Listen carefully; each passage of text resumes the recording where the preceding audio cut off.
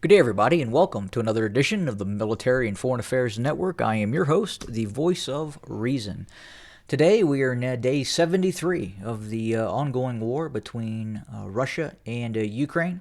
And again, we're going to start the day off, our analysis off, within the vicinity of Snake Island again. And it would appear, well, we don't want to say it would appear, we can verify that, in fact, another Russian vessel was hit by a TB2 Bayraktar drone. In this case, it was a Russian Cerner class amphibious landing vessel. This is a very small, more or less like a patrol ship that has the ability, patrol vessel that has the ability to land one or two armored vehicles and a few dozen infantry. Or in this case, it was offloading reportedly TOR short-range missile systems to Snake Island to act probably to defend the areas close to Snake Island against the Bayraktar drones. And in this case, you can clearly see through video footage that the TB2 initiates an attack and hits the Cerner class vessel with what appears to be a MAML thermobaric weapon system, thus destroying the vessel. We still don't have confirmation about the reports from yesterday in terms of the Russian frigate that was reportedly hit by the Neptune anti-ship missile. It's possible that the vessel has sunk, and it's possible that the incident never had occurred. Although the Ukrainian side is absolutely certain that it struck this frigate. Again, very close to within the vicinity of Snake Island as well. And you really have to ask the question, just as we had talked about yesterday, what is the issue with the Russians' inability to identify and target and track these TB2 drones? Because obviously, if these drones are operating over open ocean, over open sea, the Black Sea, and it's very close to the Crimean Peninsula, and the Russians, you would think, would have some sort of ability to track and then negate this capability by the Ukrainians. But thus far, it appears that the Russians do not. It appears that the Russians do not have the ability to track these Bayraktar TB2 drones and effectively engage and destroy them. We have seen some that have been brought down occasionally, and it's possible. Obviously, that has occurred. Well, we know it has occurred. Was it a technical malfunction?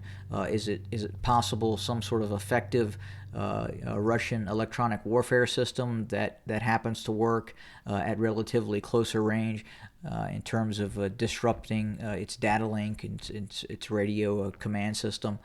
Possibly. But right now, given what we continue to see in this conflict, the Russians really don't have an answer for the TB2 drone at this point.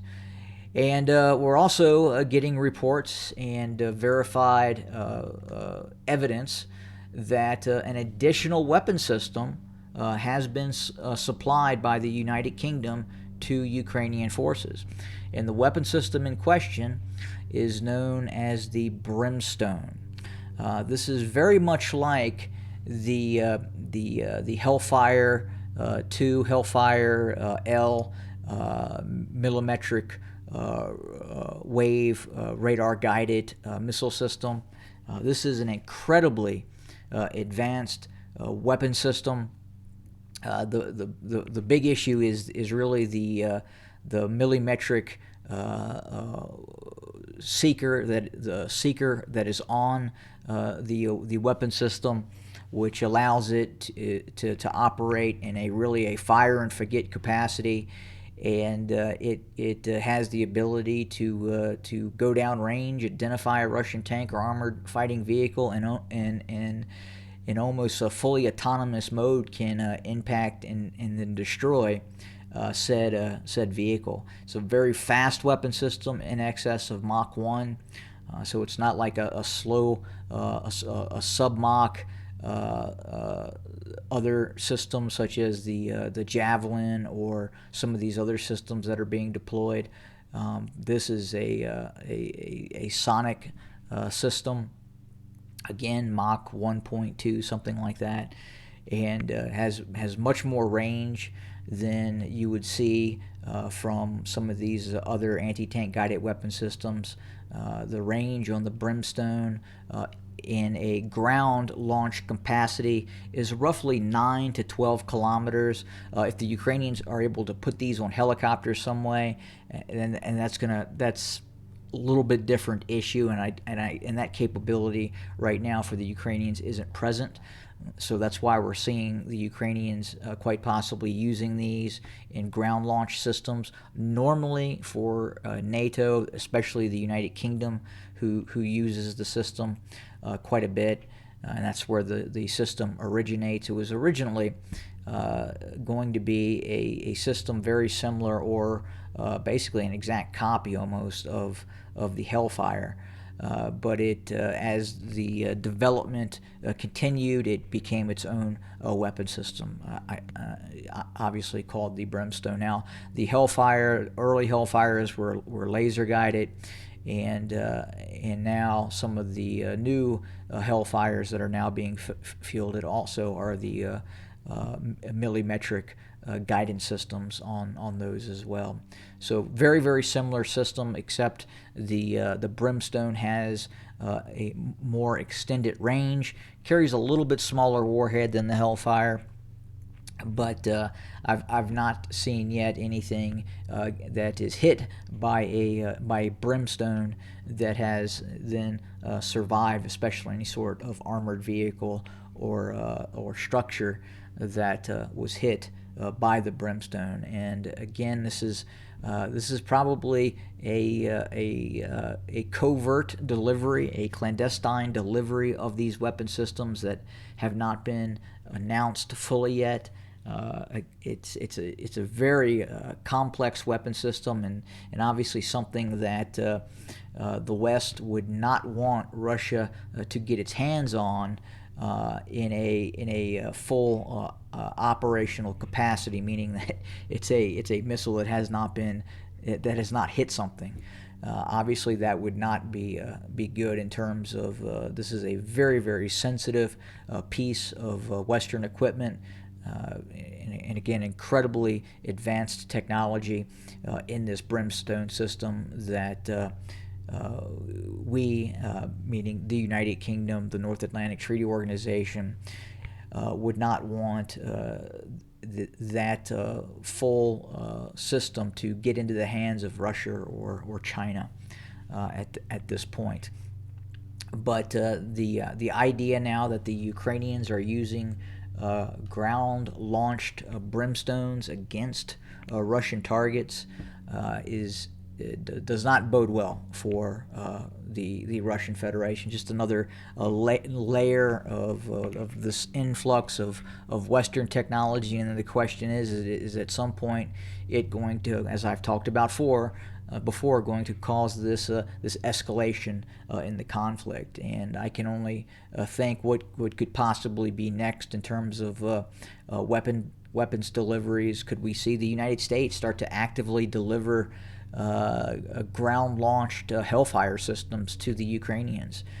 If we're starting to see the Brimstone being delivered, and if it turns out to be a fairly effective system, which I have no reason to believe that it would not be an effective system in a ground launch mode. It was a very effective system and we observed it in the Libyan campaigns against Muammar Gaddafi's forces, and it proved very, very effective in that campaign. And in its air-launched mode, especially if it's fired from fixed-wing aircraft or helicopter. It has significantly more range as well. But the real factors with this weapon systems, the things that makes it unique, obviously, is that fire and forget millimetric wave guidance system. The ability to identify, pick targets, and hit those targets very accurately post-launch. The range, obviously, and the speed of the weapon system really kind of puts it outside of the range of any Russian ground launch system that the Ukrainians could possibly be engaging outside of the area of obviously of heavy artillery and such. But if that's the case, it's interesting, and it will be interesting to further see if in fact the United Kingdom officially announces that they have started deliveries of the Brimstone.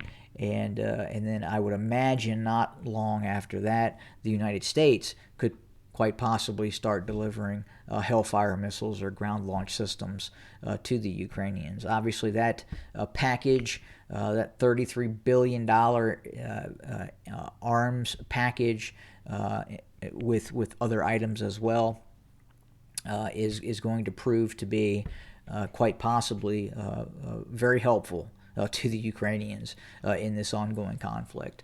In terms of the actual ongoing war, we continue to see the Ukrainians launch counteroffensive to both to the northeast and southeast of Kharkiv. That operation continues. This is not a narrow front operation. This operation extends several kilometers south of Kharkiv and several kilometers north of Kharkiv.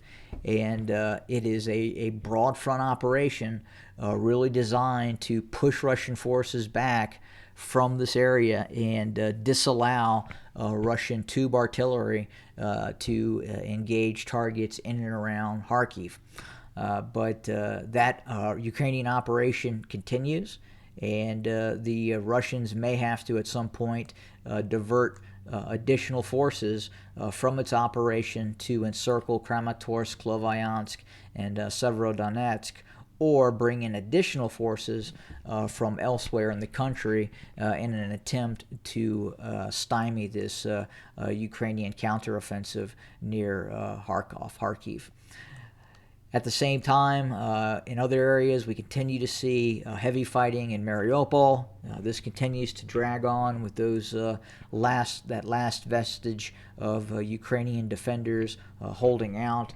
The fighting continues, and we suspect that it will continue for some days until finally those defenders run out of ammunition or the wherewithal to continue fighting.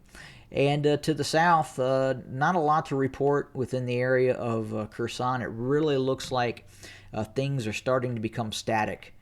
And we can see both the Russian army and the Ukrainian army start to dig in, hunker down, and both sides, it appears right now, have decided not really to maneuver against one another on at least a large scale, kind of like we're seeing up towards the Kharkov.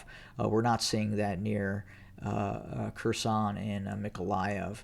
It looks like both forces have decided, again, just to hunker down and to exchange artillery duels. It'll be interesting to see once these American 155 millimeter howitzers start to become actively used, and if we start to see those counter battery radars that have also been provided, in addition with the Excalibur precision guided 155 millimeter artillery piece that obviously can be used in conjunction with certain types of drones.